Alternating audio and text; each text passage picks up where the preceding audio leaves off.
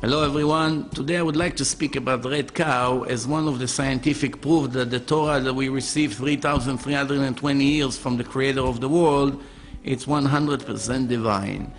As you know, we have thousands of proofs. This is one of them.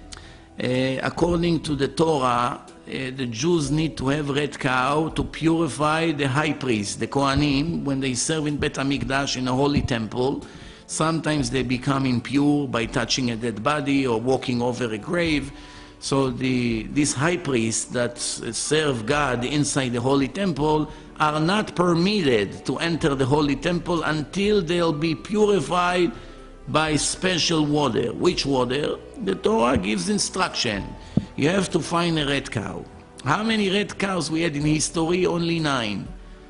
In tradition, we know that we're going to have altogether 10. We are waiting for the last final one, which we're going to have. That will be used for the third temple. That is, in the future, we are going to receive, God willing. But in history, 9 red cows. The Torah says a red cow completely red, not mixed with other colors. A red cow that nobody ever used before, not for work, not to put any weight on the back of the cow.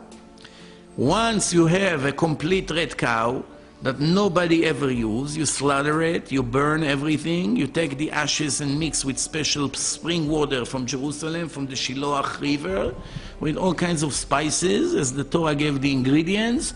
You mix all this water and you splash on the impure Kohanim.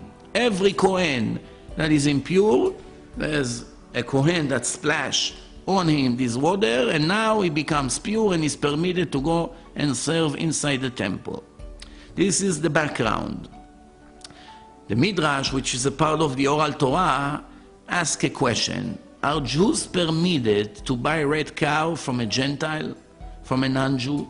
If a non-Jew was lucky to have a red cow, is it possible that Jews can come and buy the red cow from him? What's the question? What's the doubt? The doubt is that if the goy, the non-Jew, put weight on the back of the cow, obviously he's not going to tell them, because we're talking millions of dollars in our time. If he knew that by just putting a bag of rice on the back of the cow, he just lost millions of dollars, no person will ever tell the truth almost. And can we count on him to tell us the truth or not? Why? If the cow was used, it doesn't worth anything more than regular cow. If it wasn't used, it's worth hundreds of times more. That's the question. The answer is, of course, you can buy and you don't have to wait for him to tell you the truth. There are 2 witnesses that can testify if the cow is kosher to be used or not. Like everything else in the Torah, the concept is always that there are 2 indications. Like if you want to know what is kosher from the oceans, it needs fins and scales.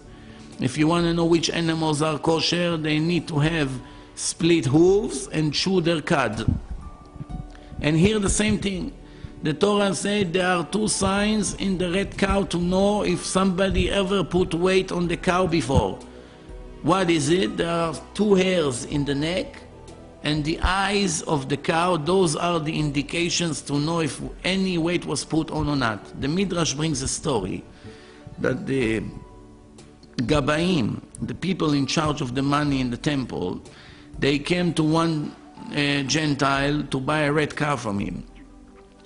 And the first price was 4 coins of gold, like today, let's say $4,000. And the Jews agree right away to buy it, and he started to bargain with them. No, 5, 6, 7, 10, any price he brings, they agree to pay right away. And he asked his neighbor, excuse me, why the Jews are so generous today? They want to buy this cow for any price. I say, what's going on? Because it's red? The other one told him, no, you fool. Any price you tell them, they'll pay. Right away, he raised the price to 1,000 coins of gold, 250 times more than the asking price. The Jews have no choice. They must buy this red cow. They agree. They say, but it's a final price. We come tomorrow with 1,000 coins of gold. Please prepare the cow for us. They came the next day with a big sack full of gold coins. They spilled it all on the table. His eyes were blinded from so much gold. But of course, he wasn't interested to give them a kosher cow for their use. So all night he put bags of flour on the back of the cow. By the morning he took off the bags and he brought the cow out. The Jews showed up and the deal is about to be made. And the rabbis told him, before you touch the money, we have to check something. He did not know. One rabbi came to the eyes of the cow and he looked at the eyes and he saw if the eyes are straight, and apparently the eyes became cross-eyed. And the other rabbi took a magnifying glass and looked at the neck of the cow. There are 2 hairs. From millions of hairs that the cow has, 2 of them are unique. Once you put a weight on a red cow's back, those 2 hairs falling down. The rabbi was looking for it and he found them. They are down. The rabbis told him, we're sorry, there's no deal. You fooled us. Yesterday was good, today it's not good. You put weight in the back of the cow. They took off all the coins of gold and left. This Gentile went back into his home and hung himself and committed suicide. But before he did that, he said, bless you, the one who chose this holy nation and gave them all these secrets. This is the Midrash. Now, why do I tell you all this story?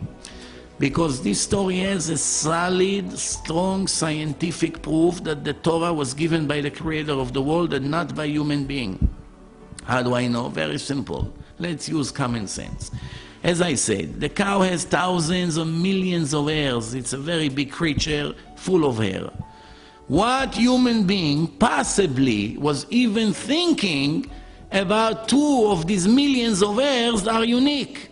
Where are the 2? How did he know to look for them in the neck? It could be anywhere. First, how do you know there are 2 out of millions? That's a mystery.